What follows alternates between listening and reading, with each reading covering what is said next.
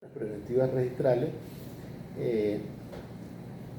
el código establece una medida que antes no nos atrevíamos a concebir que se pudiera decretar. Yo creo que sí se podía, pero nunca se hizo.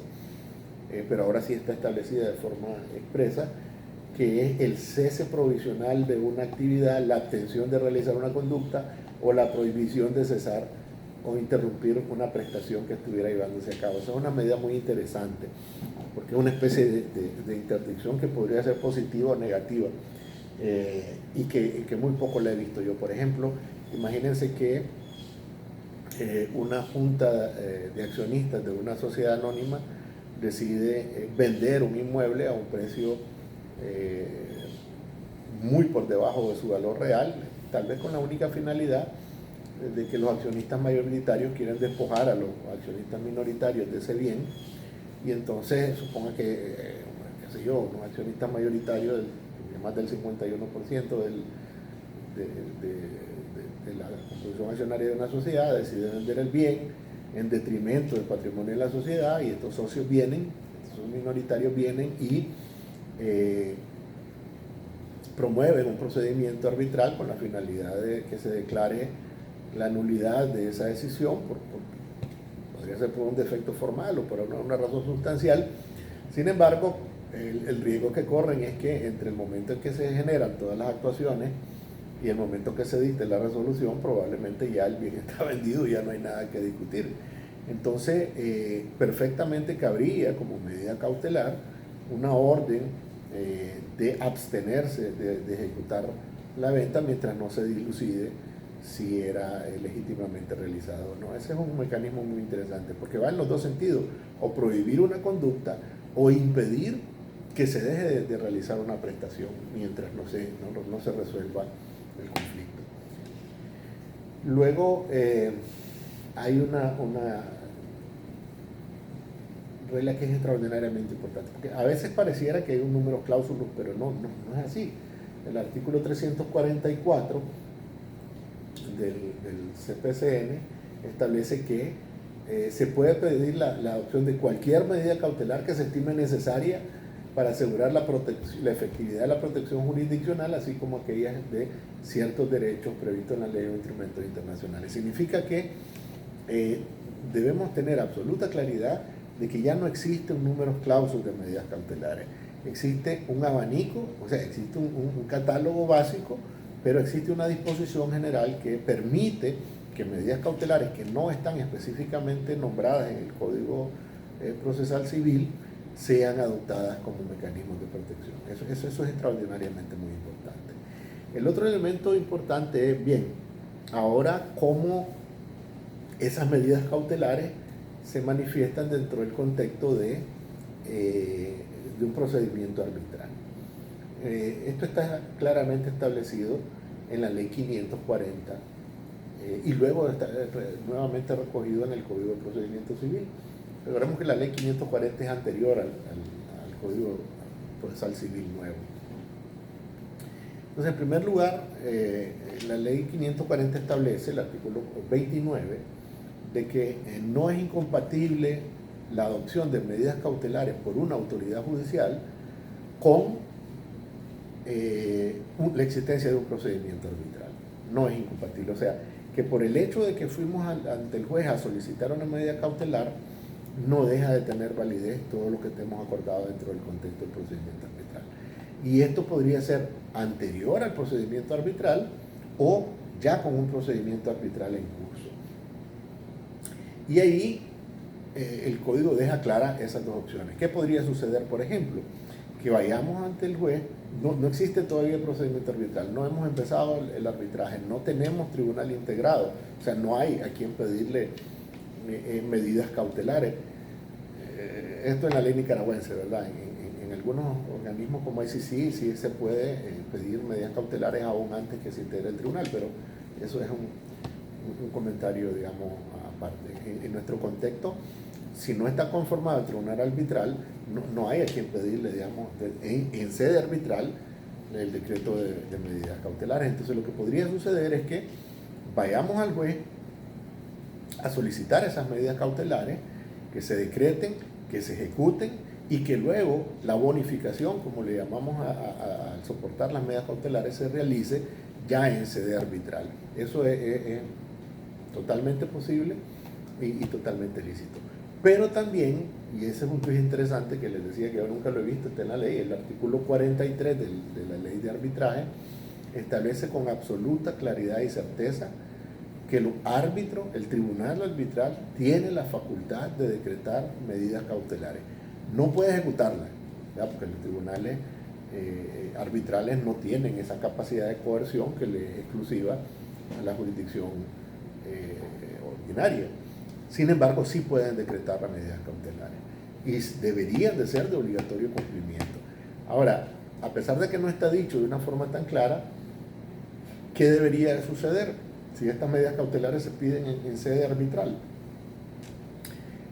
Lo que debería suceder es que el tribunal arbitral debería de seguir en esencia el procedimiento establecido en el Código Procesal Civil para el decreto de las medidas cautelares. ¿Qué significa esto? Que debería de convocar a ese tribunal a una audiencia especial en la cual las partes, precisamente bajo la base del principio contradictorio, expresaban cada una sus opiniones, y después de eso, después de haber oído a ambas partes, ese tribunal debería de tener la capacidad de decretar la medida cautelar y en sede judicial que se realizara la ejecución de esa medida. Así debería de ser. Les decía que hasta la fecha, ya después de bastantes años de vigencia de la ley 540, en mi experiencia, tanto como árbitro y como abogado de parte, no he visto ningún caso en que se haya decretado una medida cautelar por un tribunal arbitral. En varios casos, pues varios tribunales compuestos por algunos árbitros, hemos sido coárbitros tal vez en algunos procesos o les he impartido clases en algún curso de arbitraje, me han llamado precisamente para consultarme, ¿verdad? Hasta dónde, mire, nos están pidiendo una medida cautelar, debemos decretarla, podemos hacerlo, no podemos hacerlo, pero hasta hoy ningún tribunal que yo conozca ha decretado una medida cautelar. Yo tengo alguna reserva, ¿verdad? Como abogado de parte en arbitraje, de que se decreten medidas cautelares por los tribunales, por varias razones. En primer lugar, la mayoría de los árbitros no tienen experiencia como juzgadores, no tienen experiencia como jueces, muchos pues no ejercen en la jurisdicción ordinaria y por esa misma razón no están familiarizados con muchos mecanismos procesales, no están familiarizados con una forma práctica de decreto y de ejecución de medidas cautelares, con los alcances, y entonces por eso yo tengo alguna reserva, ¿verdad? Yo en principio, sin perjuicio de que sí sé que tienen la autoridad según la ley para decretar medidas cautelares, sí tengo alguna reserva en función al hecho de que deba, como abogado de parte, de pedirlas en sede arbitral. Yo más bien tengo la tendencia a que se pidan las medidas cautelares en sede judicial y una vez decretadas y ejecutadas que se bonifiquen, pues digamos, con lo que llamamos la vía arbitral. El otro elemento, eso en relación, digamos, al tema de las medidas cautelares. El otro elemento que queríamos abordar el día de hoy es lo relativo a el requerimiento de arbitraje. Venimos existe una cláusula arbitral, ¿verdad? O un acuerdo arbitral, dependiendo de la naturaleza de lo que se haya acordado, y ya las partes definieron en esa regla que acordaron, definieron cuál era el mecanismo que iban a adoptar para dirimir su controversia, y ya existe una cláusula, existe un acuerdo acerca de cómo organizar el tribunal. Sin embargo, no ha empezado el arbitraje, ¿verdad? El arbitraje aún no ha empezado. Estamos, digamos, en los previos, estamos en ese proceso de creación del tribunal arbitral. Entonces, el primer paso en función de la creación de ese tribunal arbitral y en definitiva el primer paso del arranque del procedimiento arbitral está contenido en el artículo 47 de la ley 540. Y ahí quiero detenerme un momento porque a veces consideramos que el primer paso realmente es el requerimiento de arbitraje y no necesariamente es así, ¿verdad? Esto tiene que ver con definitivamente la forma en que se haya redactado la cláusula de arbitraje. ¿Por qué? Porque ya ustedes saben, ya lo abordaron en el encuentro pasado, las cláusulas arbitrales pueden tener diversas formas. Suele suceder de que las cláusulas arbitrales tienen mecanismos escalonados para llegar al arbitraje y entonces el mecanismo que haya habrá que cumplirlo. Por ejemplo, muchas de las cláusulas arbitrales que vemos tienen una fase obligatoria de mediación o de arreglo directo, llámenle como le llamen, ¿verdad? Una fase de negociación. Entonces, si la cláusula de arbitraje que tenemos establece esa fase previa, eso es lo primero que hay que hacer definitivamente. ¿Por qué? Porque ya hemos visto casos en los cuales se ha alegado la nulidad de laudos arbitrales porque no se siguió el procedimiento previo al establecimiento del requerimiento de arbitraje. Por ejemplo, hay cláusulas que dicen que antes de proceder al arbitraje, las partes deben establecer un proceso de negociación directa con una duración de 30 días y si no tienen acuerdo en esos 30 días, entonces se puede proceder a la demanda de arbitraje, o perdón, a iniciar el procedimiento arbitral. Entonces es muy importante que si existe algún requisito previo al requerimiento de arbitraje, ese requisito sea cumplido y documentado. ¿Para qué? Para que podamos acceder a esa nueva fase de ya el requerimiento del arbitraje. Entonces, el texto del requerimiento o el contenido está establecido, les decía, en el artículo 47 de la ley 540. En primer lugar, el nombre general es del actor y del demandado, la solicitud de someter a arbitraje la controversia, la copia autenticada del acuerdo cláusula arbitral, la descripción general de la controversia, la propuesta sobre el número de árbitros o ya la propuesta sobre el nombramiento de árbitro, lugar por notificaciones y todo lo referido al nombramiento del tercer árbitro. Entonces, si ven, la ley es bastante escueta, ¿verdad? Y contiene, como siempre, los elementos muy esenciales. Sin embargo, aquí quiero destacar algunos elementos relevantes. En primer lugar, hay que tener claro, el requerimiento de arbitraje no es la demanda arbitral. La demanda arbitral se produce cuando ya el tribunal está constituido y para eso va a haber tiempo. O sea, el detalle habrá que dejarlo después. El requerimiento nada más es el mecanismo para poner en movimiento ese proceso de integración del tribunal. Entonces, debe de tener esos elementos que ya están mencionados en el artículo 47, pero debe de tener una descripción muy breve, muy elemental de la controversia. No es indispensable que sea muy detallada. Yo con frecuencia como árbitro he visto que muchos colegas cuando presentan el requerimiento de arbitraje prácticamente presentan la demanda, pues un requerimiento de arbitraje de 20, 30, 40, 50 folios, que en esencia es la demanda, ¿verdad? No es necesario eso. El requerimiento es nada más decirle a la contraparte, señores, ya estamos en el punto en el cual necesitamos arrancar el procedimiento arbitral. Esta es la cláusula, este es el contrato al que me refiero, esta es la cláusula que tenemos, sigamos el procedimiento para el nombramiento de árbitro. Y ahí quiero establecer una distinción que creo que es muy importante. Y es si este arbitraje es un arbitraje ad hoc o es un arbitraje institucional. ¿Por qué? Porque si es un arbitraje ad hoc,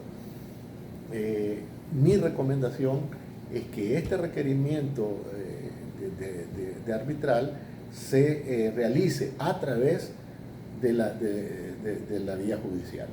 ¿Por qué? Porque si no, después vamos a tener que recurrir nuevamente a eso. Veamos. si este requerimiento de arbitraje, por ejemplo, suele contener, la cláusula típica es yo nombro un árbitro, tú nombras el otro, y el tercero nos ponemos de acuerdo, o lo nombra o el tribunal o un tercero, ¿verdad? Que bien podría ser el juez o el organismo encargado. Entonces suele suceder que en este requerimiento de arbitraje yo nombro mi propio árbitro y le doy a la parte contraria un plazo que normalmente está establecido en la cláusula para que ellos procedan a nombrar su árbitro. Pero ¿qué pasa? Supongamos que la cláusula establece que tienen que nombrar árbitro en 15 días, ¿verdad? Pero no lo hace. Si estamos hablando de un arbitraje ad hoc, no hace el nombramiento de árbitro. ¿Qué vamos a tener que hacer? Vamos a tener que ir a la vía judicial a pedirle al juez que le requiera de que nombre ese árbitro o que ordene que lo nombre el organismo que esté encargado de nombrarlo, el que sea. Entonces, en ese sentido, vamos a perder el tiempo porque vamos a hacer el procedimiento 2 veces. Yo lo que sugiero es que cuando es un arbitraje ad hoc, se vaya directamente, el requerimiento se haga y se notifique a través de sede judicial. O sea, se va al juez, se le hace la solicitud y le dice, señor juez, quiero que usted le ordene a este señor que proceda a nombrar el árbitro entre los términos pues, del requerimiento que ya los hemos visto. Ahora, si este arbitraje es un arbitraje institucional, entonces obviamente estamos frente a un escenario distinto, porque no vamos a ir a la vía judicial para pedir que se siga un procedimiento de arbitraje institucional. Si es un arbitraje institucional, entonces habrá que recurrir, en mi opinión, directamente a la institución para que sea esta la que ponga en conocimiento a la parte contraria del requerimiento arbitral y se active el mecanismo de arbitraje, ¿verdad? En esencia eso es lo que quería destacar. Si es un arbitraje ad hoc, yo creo que lo preferible es que se vaya a la vía judicial y ahí quede refrendado todo el mecanismo. Y si es un arbitraje institucional, pues ir directamente a la institución. Quiero decir, esto hay que hacerlo, creo yo, y creo que es la práctica más sana, en vez de ir directamente a donde la parte contraria a entregarle el requerimiento, que lo vamos a entregar en la oficina. A veces cuando ya la situación es demasiado tensa, ni siquiera vamos a tener la firma de recibido del requerimiento, porque la parte contraria pues dice a su recepcionista, mira, no firmes nada. Entonces no vamos a tener constancia de que entregamos ese requerimiento. Luego el plazo nadie va a saber si realmente empezó a correr, porque no tenemos prueba de que ha sido recibido, y si tenemos, pues será una firma y una hora sobre un documento, con frecuencia no nos ponen ni el sello. Entonces vamos a tener que recurrir 2 veces al mismo mecanismo. Por eso es que decía yo que lo más razonable es, si es un arbitraje ad hoc, hacerlo por la vía judicial, y si es un arbitraje institucional, hacerlo a través de esa vía. En esencia, el requerimiento de arbitraje es lo que pone en marcha todo el mecanismo para la integración del tribunal, que es la primera fase. Normalmente, pues dependiendo de la cláusula arbitral que se haya pactado, digamos, si fuese un tribunal compuesto por 3 árbitros, lo usual será que la parte que genera el requerimiento propone su propio árbitro y le dice a la parte contraria que haga lo propio, ¿verdad? En un plazo. Luego esos 2 árbitros normalmente juntos nombran al tercero y si se ponen de acuerdo, y si no se ponen de acuerdo, pues si fuese un arbitraje ad hoc, con frecuencia vamos a tener que recurrir a la sede judicial, vamos a tener que recurrir al juez para que sea él quien nombre al árbitro, o el organismo, digamos, que haya sido designado en la cláusula. Y si es en sede institucional, si un arbitraje institucional, entonces deberíamos de recurrir al organismo que está pactado. Ahora, si es un solo árbitro, si la cláusula ha establecido que sea un solo árbitro, normalmente lo que se hace cuando uno genera el requerimiento de arbitraje, el mecanismo más recomendable es proponer una terna de árbitros, una lista de árbitros.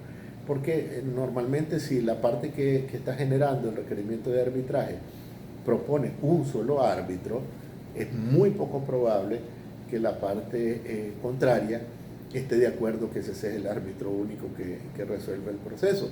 Lo que normalmente es más productivo es cuando se establece una lista. Yo he visto, por ejemplo, un mecanismo que me parece medianamente recomendable, y es que he visto que aún a veces en ciertos arbitrajes ad hoc, o en arbitrajes institucionales donde hay un solo árbitro, he visto que a veces las partes recurren a la lista de árbitros institucionales y dicen, mira, por ejemplo, lo he visto en la Cámara de Comercio, una cláusula donde está pactado un solo árbitro, y dice, mire, de la lista de árbitros del centro yo propongo este tándem, ¿verdad? A, B, C, D y E, y entonces para que la parte contraria, si ellos están de acuerdo con alguno de esa lista corta que se está proponiendo, entonces se seleccione. Entonces eso me parece que es mucho más productivo que proponer un solo árbitro, porque de nuevo es muy poco probable que la parte contraria lo acepte. Entonces esos son los elementos esenciales. Trataba de ceñirme al tiempo al máximo de los dos temas que queríamos abordar hoy. El tema de las medidas cautelares en general y en particular en los procesos arbitrales, y el tema del requerimiento arbitral. Cualquier pregunta, ya lo he dicho, estamos a la orden. Vamos a tratar de generar esa sesión interactiva o simultánea, o como dicen, en tiempo real, con todos los participantes que puedan estar en ella, pero además, ya lo he dicho, tenemos a nuestra disposición todos los mecanismos de la plataforma para generar las consultas que sean necesarias, y por favor, con el mayor de los gustos las evacuaremos. Esta ha sido, digamos, la primera sesión, y ha sido un gusto